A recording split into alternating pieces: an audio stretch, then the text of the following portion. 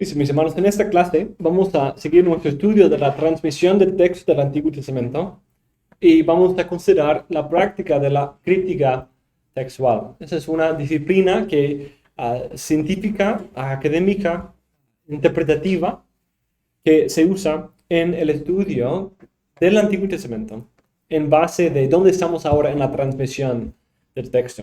Y reconocer que nosotros vivimos muchos años después de la escritura original. No tenemos acceso a la propia copia que Pablo escribió con su propia mano. Si no tenemos copias, y surge esa pregunta de considerar y valorar los manuscritos que se han copiado. Hay dos preguntas importantes en nuestro estudio del texto que nosotros hemos tratado de responder en ese curso. En primer lugar, hemos ya respondido la pregunta: ¿cuáles son los libros que Dios nos ha dado? ¿Cuáles son esos libros? ¿Cuál es la lista? En segundo lugar, en esta clase, queremos considerar si se nos han transmitido una forma fiel y confiable de esos libros. Entonces, hemos respondido a la identificación de esos libros, pero ahora tenemos que responder si el texto de esos libros que tenemos es el texto que Dios nos ha dado. La primera es la pregunta del canon, la segunda es la pregunta de la transmisión o la crítica textual. La crítica textual ha sido una parte de la vida de la iglesia desde los primeros siglos. Los judíos y cristianos estaban conscientes de diferencias entre varios manuscritos conocidos y podían referirse a mejores manuscritos en comparación con otros. Sin embargo, la crítica textual puede ser un asunto muy sensible para muchos cristianos el día de hoy. Esto fluye de dos cosas.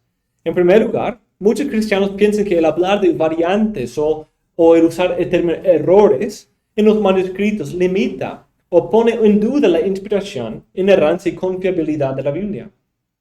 Y por eso muchos rechazan Biblias que tienen esas notas de pie en la traducción, que dice, algunos manuscritos dicen eso, y dice, pues eso va a quitar la confiabilidad de la Biblia.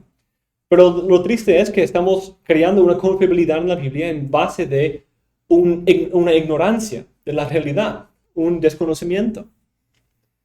En segundo lugar, algunos críticos como Bart Ehrman y también muchos eruditos musulmanes usan los hechos de la crítica textual para hablar de corrupción textual y dan la percepción que no podemos tener la confianza de tener el texto original, sino lo que tenemos fue una versión modificada, corrompida por grupos teológicos posteriores para cuadrar bien con su teología.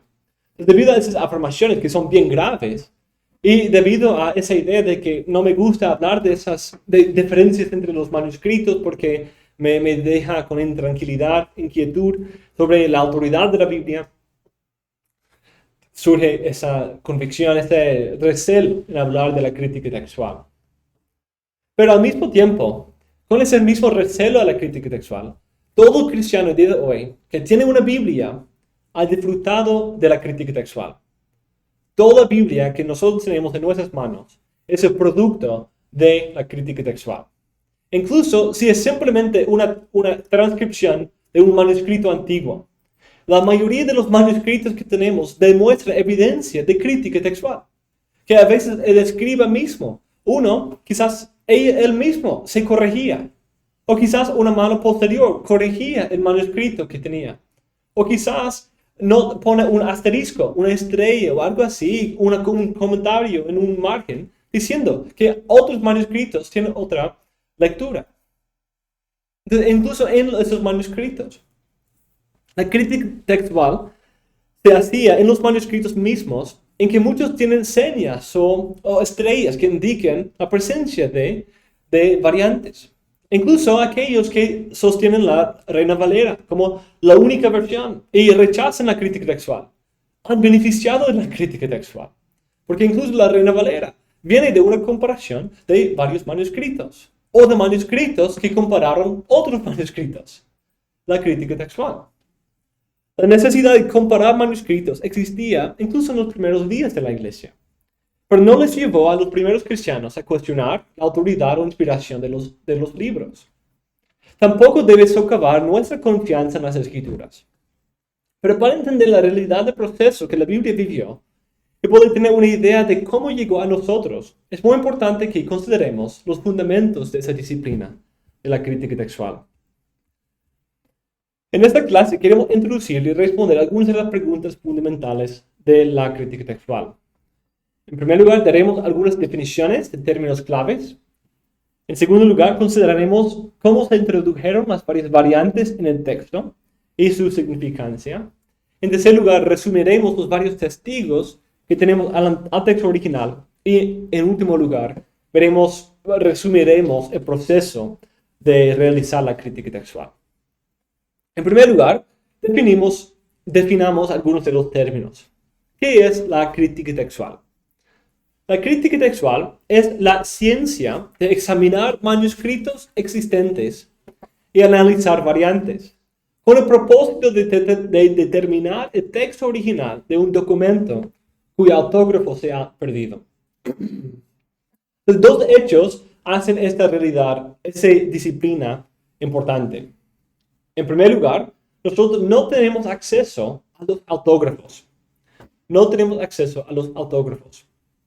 Ya que no tenemos el documento que salió de la mano de Moisés, Isaías o Pablo. No tenemos el documento, es decir, no tenemos el papiro mismo en que esos autores escribieron. Tenemos el texto preservado en copias, pero no tenemos el mismo documento que se escribió. Necesitamos tratar de asegurar que los manuscritos que sí tenemos reflejen apropiadamente lo que esos autores habrían escrito. Por eso tenemos que comparar, de ver, ¿ok? Eso es una copia fiel. Y cuando consideramos que varios manuscritos tienen diferencias, tenemos que escoger cuál es el manuscrito que represente mejor el texto original. El segundo detalle es que creemos en la inspiración inmediata del texto original. Y esos redactores y autores inspirados que editaron, escribieron, actualizaron, finalizaron o compilaron un libro son inspirados. Y sus palabras son autoritativas y son la palabra de Dios. Y que los hombres escribas pueden introducir errores no inspirados. Entonces, entendiendo eso, tenemos que llegar a la conclusión que es importante discernir. Si algo se introdujo por un escriba no inspirado, debemos buscar llegar de vuelta al texto original, porque es esto lo que Dios ha inspirado. Incluso nuestra confesión de fe nos ayuda a ver esa importancia del texto original, de ir a los textos griegos y hebreos, porque es eso que viene de inspiración inmediatamente de Dios, como dice capítulo 1, párrafo 8. Cuando decimos el texto original o autógrafo, tenemos en cuenta el texto, las palabras y oraciones, escrito y aprobado por el autor cuando se le dio su forma final. Un manuscrito es un documento escrito a mano, un texto escrito a mano, manuscrito, mano, escribir, escrito a mano. Y de hecho eso era la realidad para todos los libros del mundo antes del siglo XV, más o menos. Hay evidencia que en China había cierta impresión de libros antes en Europa, pero en el mundo occidental, en el mundo cristiano, el siglo XV, no había un documento, un libro, que no fuera un manuscrito, algo escrito a mano. Y en este proceso, que sí tenía sus controles, sus estándares, sus revisiones y procesos de corrección y de control de calidad, pero este involucramiento humano también da lugar para ciertos errores y confusiones en el texto o variantes. Una variante es cuando un manuscrito da una lectura del texto diferente a otro manuscrito. Puede ser una diferencia de ortografía, de simplemente cómo se deletrea, el orden de las palabras, la palabra usada, o también puede ser una omisión o una adición. Necesitamos hacer una distinción importante. No tenemos el documento o el rollo o el papiro en que los apóstoles escribieron, pero sí tenemos el texto, porque el texto es las palabras y las oraciones, las frases que ese autor escribió, mientras el documento es el papel en que lo escribió.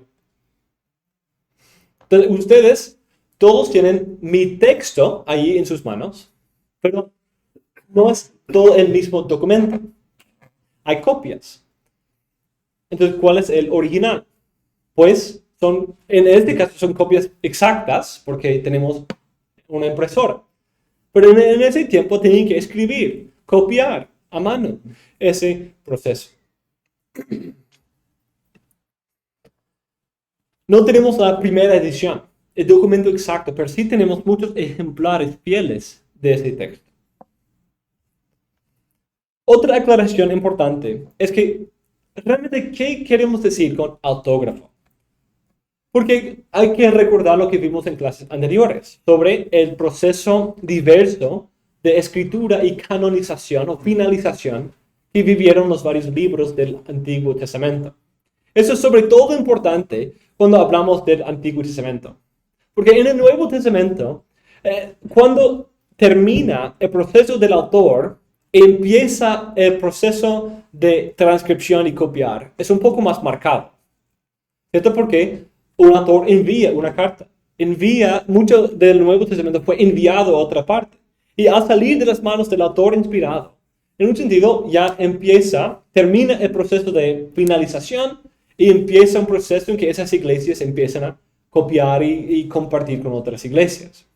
Entonces había esa realidad en el Nuevo Testamento en que inspiración y transcripción hay una línea definida.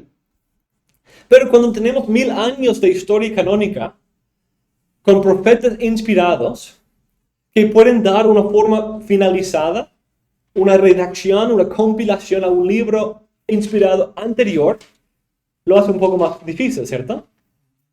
Porque si nuestra meta fuera llegar al texto original que Moisés escribió, y vamos al Pentateuco, nuestro libro final quizás no va a incluir Deuteronomio 34. Pero eso no es la crítica textual, sino eso es más algo de canon y crítica literaria. Ver la forma del libro y cómo se compuso el libro. O quizás el libro de Proverbios va a ser muy diferente si eso fuera nuestra meta. Quizás no tendría ciertas conexiones, quizás tendría otra forma, quizás no tendría capítulo 30 y 31.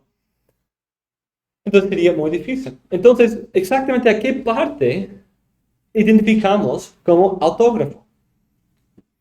Entonces, por eso es importante recordar esa realidad de actividad de autores posteriores inspirados en el proceso de canon del Antiguo Testamento.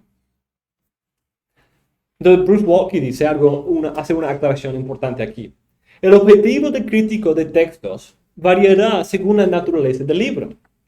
Si se trata de un libro con un solo autor, el objetivo del crítico será recuperar su composición original. Si se trata de un texto editado, tratará de recuperar el texto final canónico. Si encuentra más de un texto final, entregará sus datos al crítico literario y canónico para que determine si el texto está en proceso de convertirse en un texto canónico final o si existió en más de una forma canónica, como en el caso de Jeremías. Sin embargo, antes de llegar a esa conclusión, el crítico textual debe hacer todo lo posible por distinguir entre adiciones literarias y adiciones de transmisión, o adiciones creativas o mecánicas, o de redacción y de escribas. Entonces, entendiendo eso, tenemos una idea más clara en cuanto al Antiguo Testamento, cuál es nuestra meta. Es llegar a esa forma finalizada de los libros del Antiguo Testamento. Nuestra versión al final de hacer ese proceso con Pentateuco todavía tiene Deuteronomio 34. Todavía tiene Proverbios 25, versículo 1, que fue la frase escrita por los escribas de Ezequías. Pero tiene que tener una forma precisa de esos versículos. Y eso es la meta que queremos identificar. Entonces, ¿por qué surgieron manuscritos variantes, esas lecturas variantes en el texto? ¿De dónde surgen? Surgen principalmente de la realidad de hacer una copia a mano. Hacer una copia a mano. Después de esto podemos hacer un ejercicio en que podemos... les voy a dar un texto y van a ir copiando y vamos a ver cómo vamos con eso. Sí, puede ser. No, puede ser incluso en español. Puede ser incluso en español. Lo hice en la iglesia en Arkansas una vez y los resultados fueron muy interesantes. Fue muy sorprendido. Porque lo escribí como el texto griego del Nuevo Testamento se escribió. Todos mayúsculas, sin espacios, sin puntuación. Y solo fue como la cuarta persona que ya lo puso en minúsculas y ya puso espacios. Y, y de ahí introdujeron otros cambios también. Pero fue interesante que no simplemente lo copiaron, sino adoptaron la forma de escribir también a lo que era más cómodo para ellos. Y eso es lo que también vemos en la transmisión del texto. Porque tenemos los primeros que vienen en mayúsculas y de ahí con tiempo tenemos los manuscritos minúsculas que usan una forma más parecida a lo que nosotros usamos, con espacios, puntuación, con todo eso. La presencia de variantes se ha reconocido desde muy temprano en la historia de la transmisión del texto. Los padres de la iglesia reconocían que había variantes entre los manuscritos. Rabinos, pastores cristianos reconocían esa realidad. También los autores cristianos mencionan la presencia de variantes y hablan de cierta preferencia por algunos manuscritos. Los saduceos, a veces por los fariseos, fueron menospreciados por, en su opinión, usar una forma inadecuada de las escrituras. Debido a la imperfección de los escribas y de los materiales, era posible hacer un error en la transcripción del texto de varias maneras. Puede confundir el sonido del texto por letras que tienen una pronunciación parecida. Por ejemplo, la palabra no y él o a él en hebreo se pronuncia de la misma forma. La palabra lo. Lo es no y también lo es a él o para él. Entonces, puede ser algo positivo o algo negativo. Puede tener un sentido bien diferente dependiendo de qué forma se escribe. Y solo es por sonido. Es el mismo sonido. A veces el escriba puede poner la palabra equivocada. Puede errar en la palabra precisa que pone. También el escriba puede confundir una letra escrita con otra. Hay muchas letras en hebreo que se distinguen solo por una marquita que se llama tilde. Y pueden ver ahí en el apunte eso.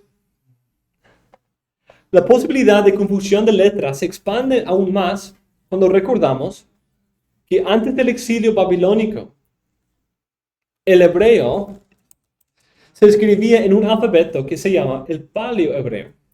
Pero después del cautiverio babilónico, adoptaron el alfabeto del idioma arameo. Y ese cambio, entonces cuando consideramos la fuente aramea, vemos varias letras que son parecidas. Pero de ahí cuando regresamos al paleohebreo, hay otras letras que son también parecidas. Y aún más se expande esta posibilidad cuando consideramos que con estas marquitas, que son la única diferencia entre algunas letras, en una superficie documental imperfecta, puede haber las cosas naturales de las fibras del papiro, o marcas, o manchas, o huecos en el pergamino, que pueden haber también dado lugar para un malentendido o una confusión de cierta letra. No fueron puestos en el tipo de papel que hoy usamos, que es limpio, no hay manchas, no hay detalles, no se pueden ver muy bien las fibras individuales del texto. Pero en el papiro y en el pergamino no eran perfectos, no eran tan limpios como hoy tenemos nuestro papel. Entonces, cuando hay solo una marca que hace una diferencia y hay una imperfección justo en ese espacio del papiro, lo hace un poco más complicado. Otra realidad es que no meramente confunden letras, sino pueden escribir las letras en un orden equivocado. O metástasis, pueden cambiar el orden de palabras o letras. O incluso pueden saltar la vista. Pueden saltar la vista de una palabra a la otra palabra. Digamos que una palabra termina con una letra o una sílaba y de ahí, pasando 3 palabras, termina de la misma forma. Entonces, copia hasta esta palabra y de ahí está copiando, de ahí vuelve al texto, pero no vuelve aquí a la primera, sino aquí a esta. Y son todas palabras aquí intermedias. Eso es algo muy, muy común y muy fácil de hacer. El- La razón de las variantes es siempre el escriba. O, Sí. porque, por ejemplo, puede ser el que analiza, o sea, ya el que analiza el texto y ve que hay diferencias en la marquita, pero no necesariamente porque el escriba se haya equivocado, sino porque en nuestros días ya esa marquita quizás fue más delgada en la tinta y ya no aparece, o ya no lo puede notar porque ya pasaron. Sí, también. Ajá. ¿Si hay esa posibilidad o es simplemente no, el escriba aquí se equivocó? Muestran el error hacia ellos y no hacia nosotros estamos viendo ya un papiro antiguo. Puede ser, pero hay, sí hay la posibilidad de eso. Hay también la posibilidad de huecos o de una mancha o algo que daña cierta parte del texto. Que hay eruditos han tratado de quizás reconstruir ciertas formas del texto cuando hay esos huecos. Y eso es algo un poco más subjetivo, aunque hay cierta ciencia porque uno puede medir las letras y saber el espacio y puede hacer algunas calculaciones. Entonces, es una ciencia muy precisa y hay muchas consideraciones ahí. Pero hay esa posibilidad. Pero es muy improbable que haya, como muchos de esos casos en que todos los eruditos que hayan leído el texto hayan leído mal el texto. Es posible en algunos casos, especialmente cuando hay una mancha o algo así. Y con la deterioración de un manuscrito es posible. Para este tiempo, si recuerdo mal, varios escribas también en la columna izquierda-derecha del texto también anotaban ciertas cosas Sí, acerca de las palabras que no estaban muy claras o que sí, ajá. Los masoretas tenían algunos comentarios así, que a veces quizás la palabra de las consonantes en el texto hebreo no tenía mucho sentido para ellos. Entonces ellos pensaban que quizás era otro, o quizás era un error del otro. Entonces ellos leían algo en su lugar, pero dejaban el texto como tal, escrito. Entonces vemos este alfabeto. Unos ejemplos tenemos las letras Bet, Dalet, y de ahí al final la palabra Resh. Pueden ver cómo se pueden confundir de vez en cuando estas letras. Estas dos letras, Dalet y Resh, son también parecidas en la forma aramea. Mira la semejanza. Solo esta marquita al final lo distingue.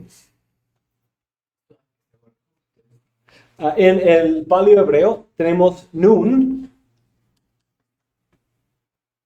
y de ahí tenemos P.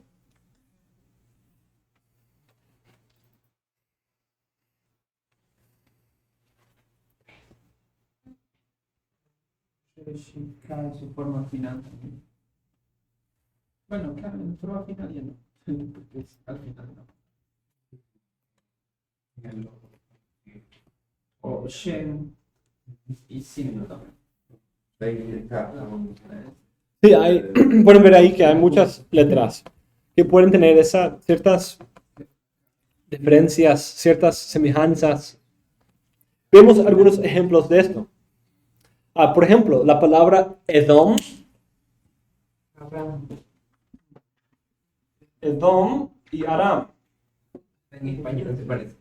Sí. Aram, Edom, Aram. Sí. Pero la única diferencia es aquí y ahí. Dalet, Resh. Y hay que recordar que las vocales son posteriores al texto. Y justo tiene vocal, consonante, vocal, consonante. Pues eso es común en hebreo. Sí, son casi todas las palabras.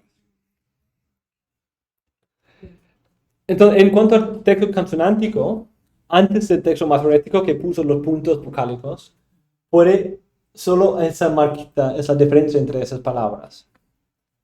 Entonces, en un buen manuscrito, claramente escrito, es fácil de identificar. Pero en otro, con un papiro que tiene justo una mancha ahí, o justo una fibra natural ahí, lo hace un poco difícil y puede cambiar. Después de cambiar el alfabeto, el idioma hebreo pasó por otro proceso también, la introducción de sus puntos vocálicos. Esos escribas querían preservar la pronunciación del texto consonántico para generaciones no tan familiarizadas con el texto más consonántico del hebreo. Por eso, ese proceso, aunque hizo un buen trabajo en preservar el texto y también hacerlo accesible en su pronunciación a nosotros, también introdujo la posibilidad de que un escriba haya puesto las vocales equivocadas, dando una palabra o forma de palabra diferente. Incluso en esos manuscritos hay 3 tradiciones que a veces dan una lectura diferente, solo cambiando los puntos vocálicos. Hay unos 900 cambios en cuanto a acento o punto vocálico, pero solo 11 cambios entre los consonantes. Solo 11 diferencias de consonante entre los manuscritos de las varias tradiciones, pero muchos que se tratan de sus puntos vocálicos y su acentuación. Los masoretas mismos reconocieron esto y tenían la práctica que Rodrigo acaba de mencionar, que se llama ketiv kerei. Ketiv es la palabra hebrea para escribir, lo que está escrito. Kerei viene de la palabra hebrea para leer. Entonces tiene una diferencia entre lo que se lee y lo que se escribe. Ellos atesoraban el texto consonántico y no lo querían cambiar. No cambiaron el texto consonántico. Entonces, en vez de hacer eso, cuando pensaban que había un error en los consonantes, en vez de cambiarlo, lo pusieron una nota al lado que se llama Masora Parva, sus comentarios pequeños, en el margen derecho. Entonces aquí lo que ellos hicieron fue poner los puntos vocálicos en la palabra del texto que ellos usaban, pero en el margen escribieron los consonantes que correspondían a esos puntos vocálicos. Entonces no cambiaron los consonantes del texto, sino pusieron sus nuevos consonantes en el margen y pusieron los puntos vocálicos en el texto. Un ejemplo clásico de eso es en esta palabra. ¿Alguien?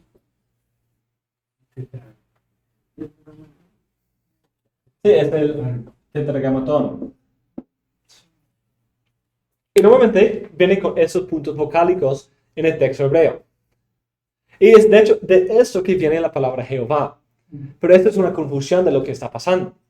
Porque eso es un ejemplo de ese ketiv kerei que era perpetuo. No se ponía en el margen, sino se escribía así porque nunca lo leían como... nunca leían esa palabra. Siempre estaba escrito, muchas veces estaba escrito, pero nunca lo pronunciaban. Sino en su lugar pronunciaban otra palabra, Adonai. Entonces siempre cuando los judíos, esos masoretas, escribieron o leyeron esta palabra, pronunciaban la palabra Adonai. Y esas vocales son las vocales que corresponden a Adonai, no los que corresponden a esta palabra originalmente. Entonces, por eso hay la diferencia entre Jehová y Yahvé. Uno es una supuesta reconstrucción de la pronunciación de esa palabra, Yahvé, y Jehová, esas letras pronunciadas con las vocales de otra palabra. Entonces, lo cual es un poco confundida. Pero eso es un ejemplo donde hacían eso. No cambiaron la palabra, nunca habrían hecho eso, cambiar esas letras por Adonai, cambiar la palabra. Pero sí, cuando lo leían, no lo pronunciaban por su honor al nombre, Hashem. No pronunciaban el nombre, sino ellos simplemente lo leían en otra palabra, Adonai. Hay una leyenda que decía que incluso cuando estaban transcribiendo el texto, al encontrar esa palabra, cambiaban de... Sí. Sí. Algunos incluso como se bañaban y tienen ciertos ritos que se encontraban también conectado con eso. Un buen ejemplo de diferencia vocálica que puede dar luz a un variante textual viene incluso en un ejemplo que encontramos en la Biblia. Amós 9:12 y Santiago, cuando él cita ese mismo texto, Hechos 15:17. Tenemos la palabra, en Amós dice, para que aquellos sobre los cuales es invocado mi nombre poseen el resto de Edom. Y a todas las naciones, dice Jehová, que hace esto. Aquí tenemos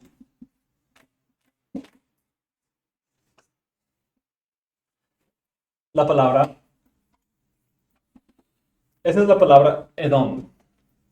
Normalmente en la Biblia hebrea que tenemos hoy tiene una matriz de lecciones, una vocal, hay una consonante ahí para marcar una vocal. Wow. Pero en el texto hebreo original solo era así, Edom. Entonces, esa misma palabra puede pronunciarse Edom o Adam. Edom o Adam, la misma palabra. Pero la única diferencia es las vocales que le ponemos. Entonces, los puntos vocálicos de los masoretas. Entonces, es posible que el texto masorético haya tenido esa forma, las mismas consonantes. Pero los masoretas pusieron las vocales equivocadas para representar Edom, cuando el Nuevo Testamento dice, para que el resto de los hombres, el resto de Edom en Amós, y el resto de los hombres busque el Señor. ¿Por qué los hombres? Porque esa palabra Adam significa humanidad, significa Adán, el primer hombre, pero también la raza humana en un sentido más general. Esa es la traducción que le da a la Septuaginta y también Santiago aquí en Hechos 15. Entonces, parece que hubo quizás un cambio en la pronunciación de la palabra en algún momento. Otra realidad es que un escriba puede haber omitido una letra o una palabra. Quizás eso sucedía simplemente porque quería escribir o copiar una porción muy larga. O quizás cuando copia y de ahí vuelve a leer, salta una palabra. Eso se llama parablepsis.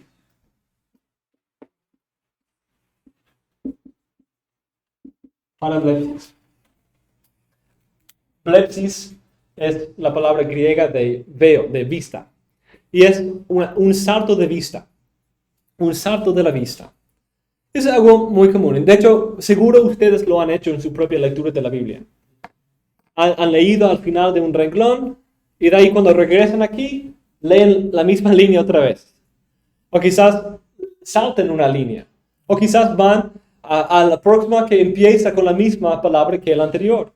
Y tiene esos saltos de vista. ¿Han tenido esa experiencia?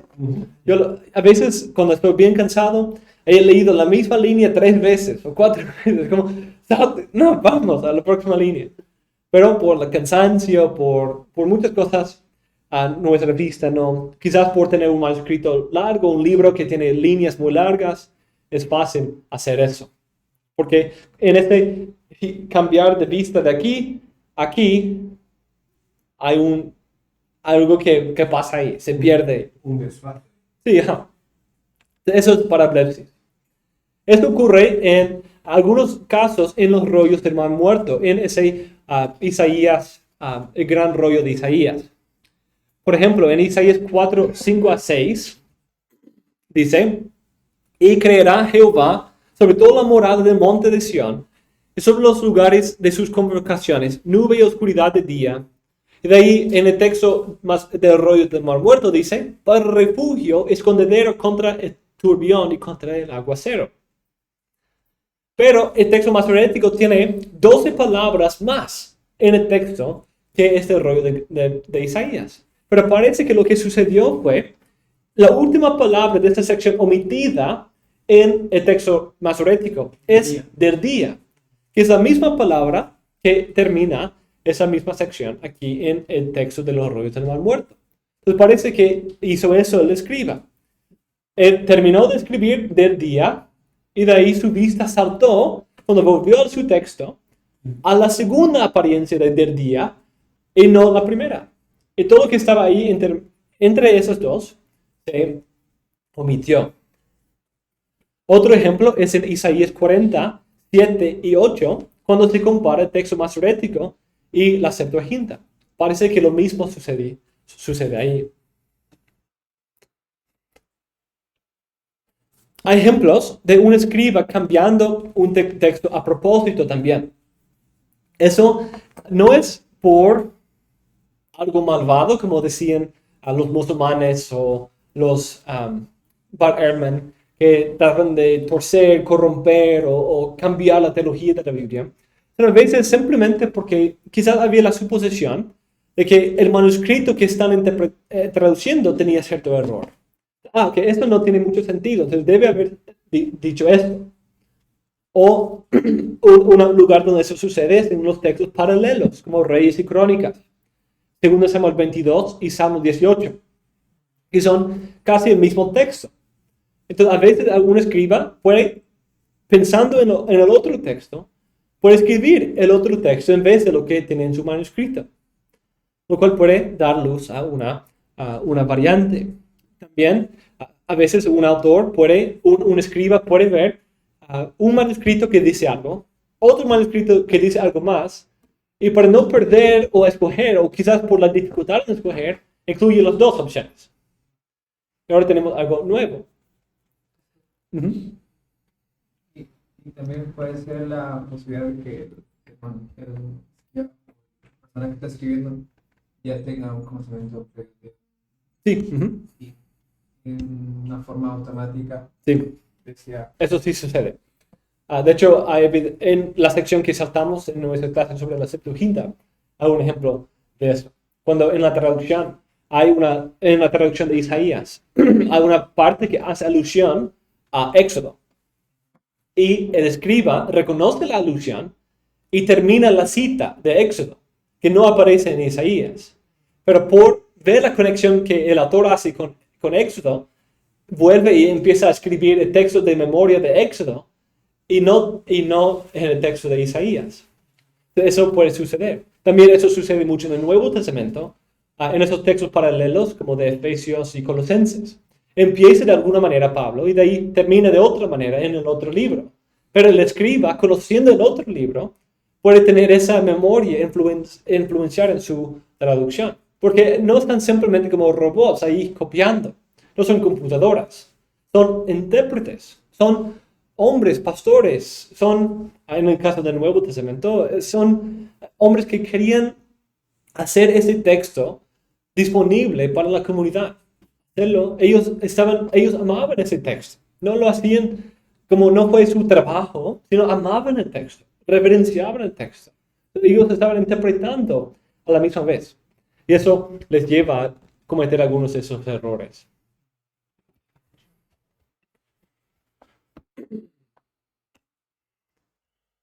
Hay muchas variantes en el texto, pero no todas son de la misma importancia. Algunos son fáciles de discernir qué sucedió, qué error cometió el autor, el escriba. También otros son un poco más complicados, pero hay un gran nivel de armonía y uniformidad. Hay un gran nivel de uniformidad entre los manuscritos. Cada manuscrito tiene algunas variantes, pero con la comparación de los mejores testigos que tenemos, podemos llegar a una convicción bastante clara sobre el estado del texto original en casi todos los casos del Antiguo y Nuevo Testamento.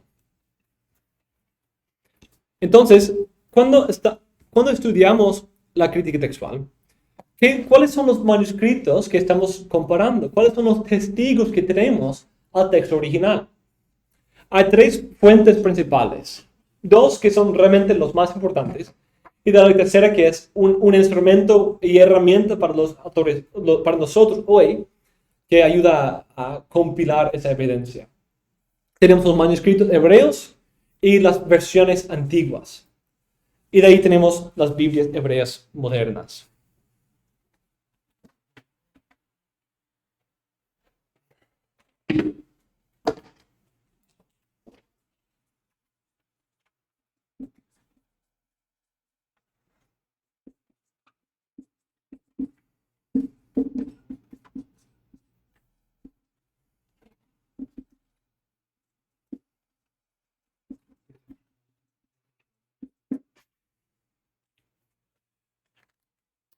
Listo, entonces, pensemos de los manuscritos hebreos.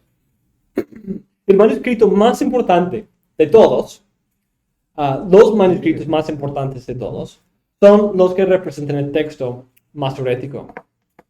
Y de hecho, hasta el hallazgo de los rollos del Mar Muerto, eran los manuscritos más antiguos del texto hebreo que teníamos. Había tres tradiciones de acentuación y vocalización de Babilonia, Palestina y la ciudad de Tiberio o Tiberina, cerca del mar de Galilea. La tradición tiberina llegó a ser la forma dominante porque era la más completa. Había dos familias prominentes entre estos escribas masoretas, ese grupo de judíos que tenían la intención de preservar el texto. La familia Ben Aser y la familia Ben Naphtali. Hijo de Aser, hijo de Naphtali. El primer manuscrito por la familia Aser, definitivamente la familia más importante, fue lo que hoy se llama el Códice de Cairo, que contiene los profetas y tiene la fecha de 895 después de Cristo, por el padre Moisés Aser. También hay otro que viene de unos siglos después, también por esa misma familia, y incluir el Pentateuco. Pero los manuscritos más importantes de esta familia son el Códice de Alepo, la ciudad en Siria, Alepo, y el manuscrito de Leningrado. Los dos son por Aarón Aser, quien es el hijo de ese Moisés que mencioné, y los dos originalmente fueron la Biblia completa. Y vienen de la mitad del siglo X. Tristemente, en el Códice de Alepo, un cuarto de este manuscrito fue destruido en 1948. En ese año, Israel volvió a ser una nación. Y en Siria y en muchas otras partes había revueltas, disturbios en los pueblos en contra de esa decisión por su antisemitismo. Y uno de esos destruyó ese lugar y ese texto que era tan importante para los judíos en Alepo, Siria. El otro texto, el de Leningrado, fue escrito en 1015 después de Cristo y es la base para muchas de las Biblias hebreas de hoy. Es como el texto la base textual que se usa. Esos son los textos más importantes porque hicieron un trabajo muy arduo de preservar el texto. Incluso ellos pusieron ciertos comentarios, ellos fueron muy extensos, muy detallados en su proceso de transcripción. Ellos notaban cosas como una forma de una palabra o una palabra que solo aparece una sola vez en la Biblia. Pusieron una marca especial que lo indicaba. Porque eso ayudaba a un escriba posterior. Mira, no hay eso en otras partes. ¿Por qué está aquí? Pues ahí te señala que es algo propio, algo único ahí. También al final de la mayoría de los libros pusieron unas calculaciones que habían hecho, que daba el número de palabras y letras en el libro, cuál era la palabra media, cuál era incluso la consonante mediana del libro. ¿Y por qué esto era importante? Porque de ahí se contaban y si no concordaba con lo que estaba en el manuscrito, entonces había un error. Y hay que volver a cambiar, a identificar cuál era el problema. Si las calculaciones no son iguales en los manuscritos, había un error. Algo se omitió, algo se agregó, algo se cambió. Hay que ir a revisar. Ellos hicieron un trabajo muy arduo en el texto y por eso son tan importantes el día de hoy. Hay otros manuscritos hebreos encontrados en una geniza, que era un tipo de cementerio de textos, cuando libros eran viejos, dañados, usados por mucho tiempo, quizás mal transcritos, se preservaron en un tipo de cementerio de textos. Es posible que eso es lo que hemos encontrado en los rollos del Mar Muerto también. Otros manuscritos menores, tenemos dos textos pequeños que son bien antiguos. que solo tienen una porción de la Biblia. Un papiro del primer siglo antes de Cristo, que tiene los 10 mandamientos y la declaración de Shema, escucho Israel. Y es algo quizás una palabra propia, un texto propio que alguien quiere llevar consigo y tener esos textos importantes de la religión judía. Otro texto viene de un amuleto, un tipo de algo que uno llevaría en su collar, que era un rollo de plata que tiene las palabras de la bendición arónica y viene del siglo 7 antes de Cristo, muy, muy temprano. Es el más antiguo que hay. Otro grupo de manuscritos es el Pentateuco samaritano. El Pentateuco samaritano. Pero, como pueden pensar, el Pentateuco samaritano tiene varias diferencias del texto masorético. Pero eso viene principalmente de una teología diferente. Los samaritanos tenían ciertas tradiciones diferentes a los judíos, de los fariseos y saduceos de Jerusalén. Por la tradición bíblica, ellos fueron como esos grupos que se casaron con el pueblo, las otras naciones en 1 de Reyes 17. Y fueron completamente separados de los judíos propios en el segundo siglo antes de Cristo, durante el tiempo de los macabeos. Ellos rechazaban la adoración en Jerusalén y daban su preferencia al monte Gerizim, lo cual es lo que se habla en Juan capítulo 4. La mujer samaritana hace referencia a este debate entre los judíos y samaritanos. Dice, debe ser en Jerusalén o en este monte que adoramos. Y dice Cristo, pues viene un día que no adorarán ni aquí ni allá, sino en espíritu y en verdad. Pero es esa realidad teológica, social, detrás de ese texto. Muchos de los textos aquí son una popularización, una interpretación, actualización, e incluso un cambio teológico del texto para cuadrar mejor con sus ideas. Muchas veces el Pentateuco tiene cierta idea de Jerusalén, de una esperanza para la ciudad, donde Dios va a poner su nombre, que es en el resto de la Biblia la ciudad de Jerusalén. Pero ese texto lo identifica como el monte Gerizim y cambia un poco la práctica. Pero si quitamos esto, muchos de ese texto da evidencia de una forma antigua del texto masorético. Da mucha evidencia que defiende el texto masorético.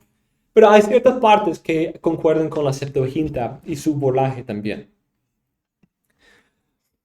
Otros manuscritos muy importantes son los rollos del Mar Muerto, que ya hemos estudiado.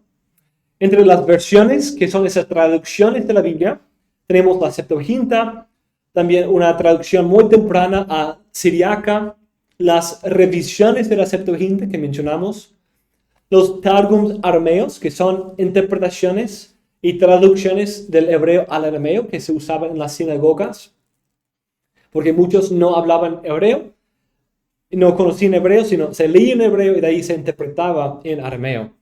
Y de ahí la Vulgata latina, entre muchos otros. Y es importante recordar lo que mencionamos en cuanto a las dificultades que surgen cuando usamos una versión, una traducción. En primer lugar, hay que entender que idiomas son diferentes. Cada idioma es diferente. Tiene una sintaxis diferente, una gramática diferente. Tiene fenómenos lingüísticos, tipológicos diferentes.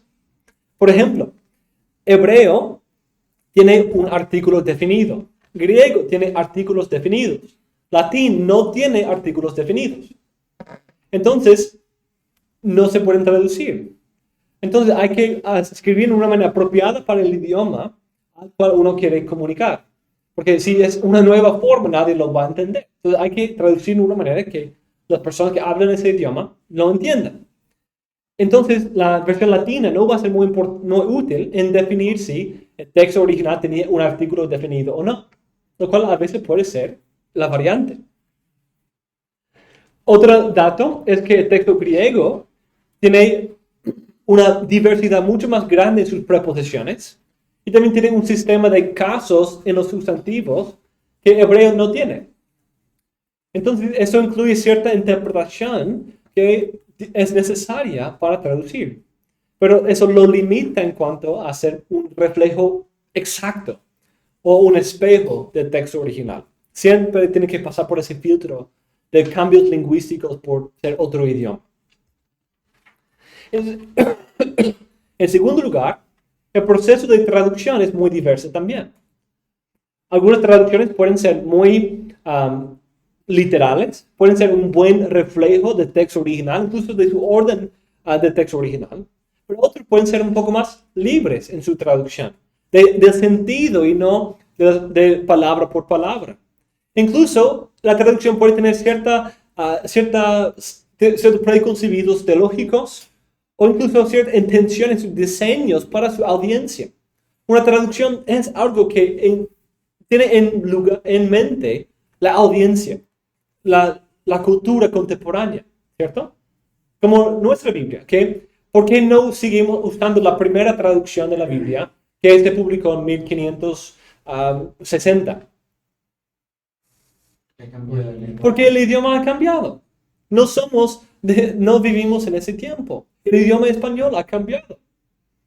Entonces es importante entender esa realidad. La traducción siempre tiene en cuenta la cultura, las personas a las cuales quiere comunicarse.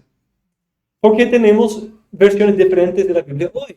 Algunas que usan vosotros y sois y estáis y otros que no.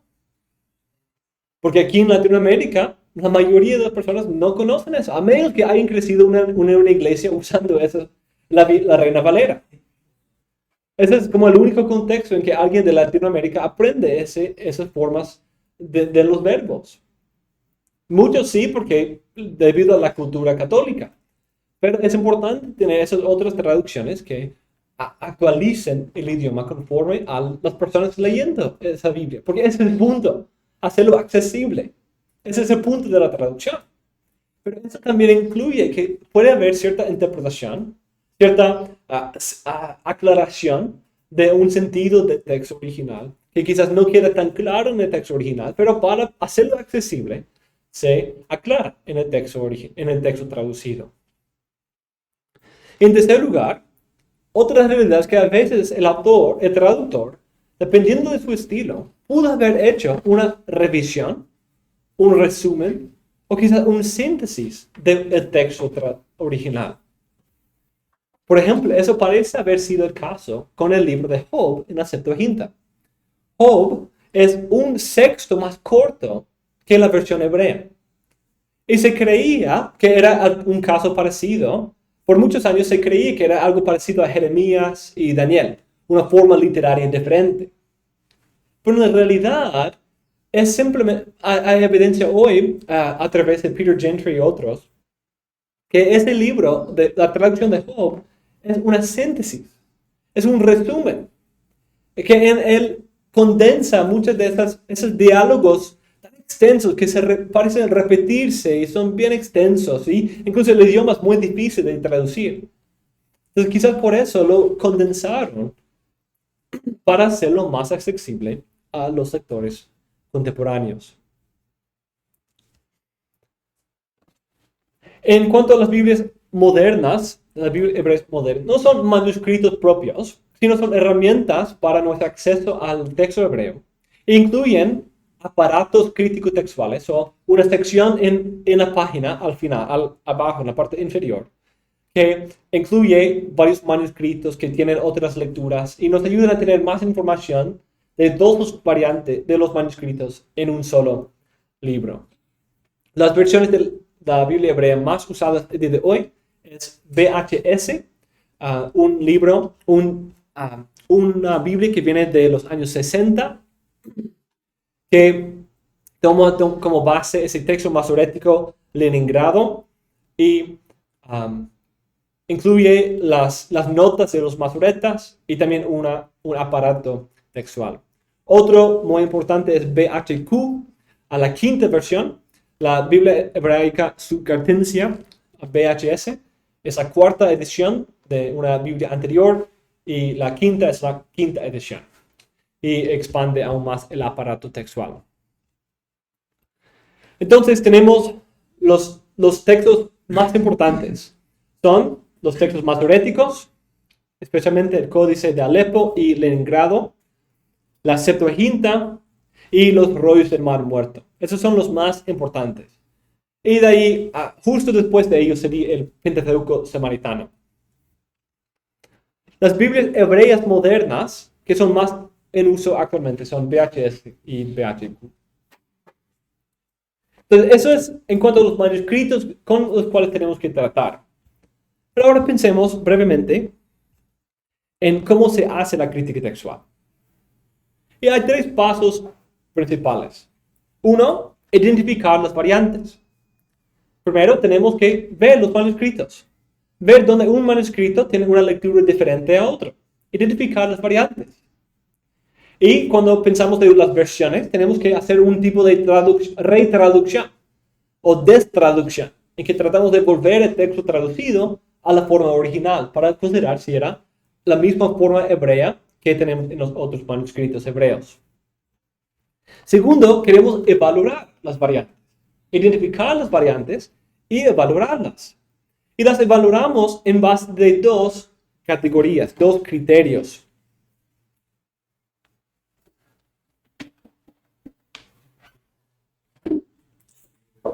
Tenemos extrínseca e intrínseca. Evidencia extrínseca e intrínseca. O apoyo textual y apoyo contextual. Textual, contextual. Hay varias pautas que nos ayudan cuando analizamos la evidencia extrínseca. La evidencia extrínseca tiene que ver con la calidad de los manuscritos. ¿Esa variante aparece en muchos manuscritos o solo en uno? ¿Esa variante aparece en buenos manuscritos o solo en algunos que no son tan importantes o no tan usados? ¿Aparecen en solo manuscritos de una sola clase o de una variedad de manuscritos? Entonces, algunas pautas son: se da preferencia a las lecturas más antiguas, las que nos acercan más al texto original. Segundo, se da preferencia a la variante en la mayoría de los manuscritos, los que vienen de una mayoría.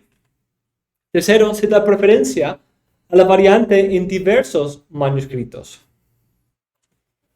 Es decir, si no se encuentra en uno de los rollos del Mar Muerto, pero tanto la Septuaginta como el texto masorético lo incluye, es posible que hubo un error. Es más posible que hubo un error en los rollos del Mar Muerto.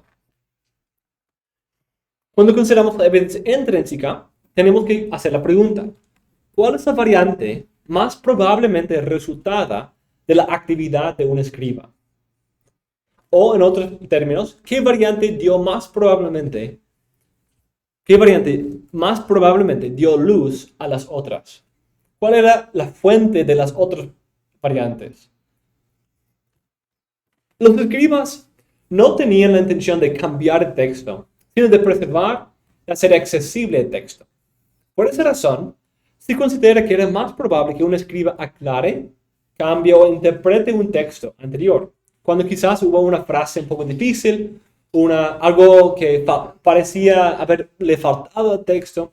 Puede un escriba explicarlo, aclararlo, para que sea entendido. Por esa razón se considera que era más probable. Además, si consideramos las causas de cambios escribales mencionadas anteriormente, podemos evaluar la posible raíz de la introducción de variantes actuales, considerando si era un salto de la vista, un cambio, una confusión de letras o algo así. Podemos tomar eso en cuenta y pensar. Algunas pautas nos ayudan en esa consideración. Se da preferencia a la variante más corta. Eso fluye de la realidad de que era posible que un escriba trate de explicar o aclarar o ampliar el texto. También cuando un escriba tenía 2 variantes posibles en sus manuscritos, él tendía a preservar las 2 cuando no podía escoger.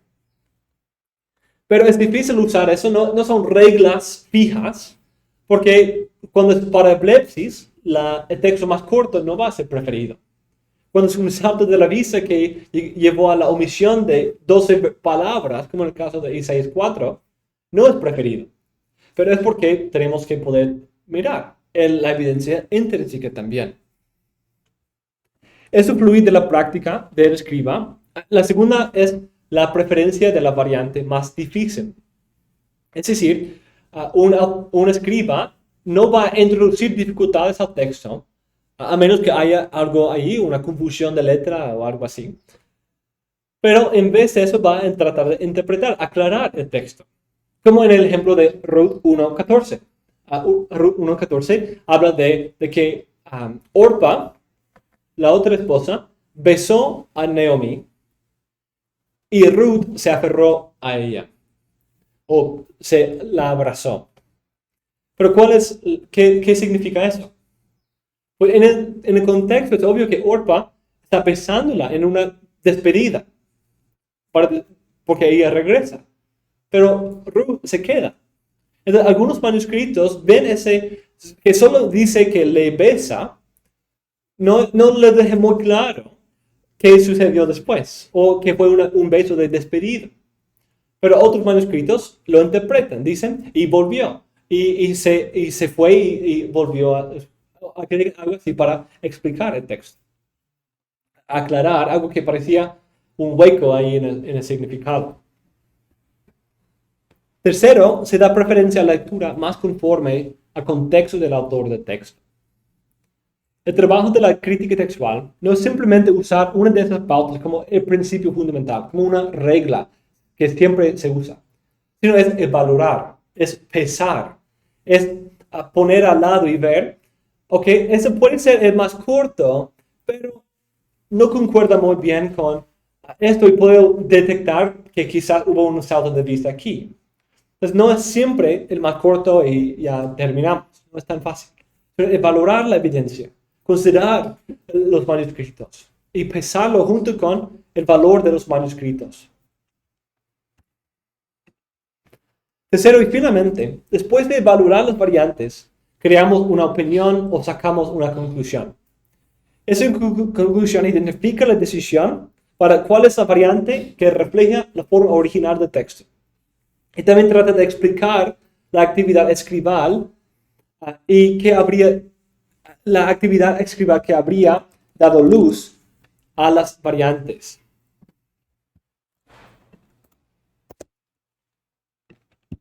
Es decir, trata de decir, ok, esta es la versión original y las otras variantes surgieron por eso. Porque eso es lo que estamos tratando de identificar. ¿Cuál es la variante que dio luz a las otras? Pues fue esta la original y un escriba posterior confundió esta letra con otra. O cambió el orden de las letras y lo leyó de esta manera. O tuvo un salto de vista aquí que vio la terminación parecida aquí y saltó a la otra que termina de la misma manera. Trata de explicarlo de esa manera. O pues fue así, pero la Septuaginta tuvo que interpretarlo debido a su preferencia por interpretaciones angélicas, por ejemplo. Y cosas así. Tratado de explicarlo. La mente de la crítica textual es encontrar el texto original, para poder de ahí hacer ese texto original el centro de nuestra interpretación. Nosotros creemos firmemente en la inspiración y autoridad divina del texto original que vino de la pluma de los autores y redactores inspirados. Y nuestro punto en este capítulo es entender las herramientas que pueden ayudarnos a identificar y entender el texto original mejor. También esto puede darnos mucha confianza. Lo que tenemos en nuestra Biblia es la palabra de Dios. Sí hay variantes. Sí es difícil a veces encontrar la versión original. Pero Dios ha sido fiel a su palabra. Y podemos confiar en la preservación de su palabra. Incluso a través de la aplicación de ese tipo de análisis, podemos llegar a una gran confianza sobre el estado del texto original en la mayoría de los casos.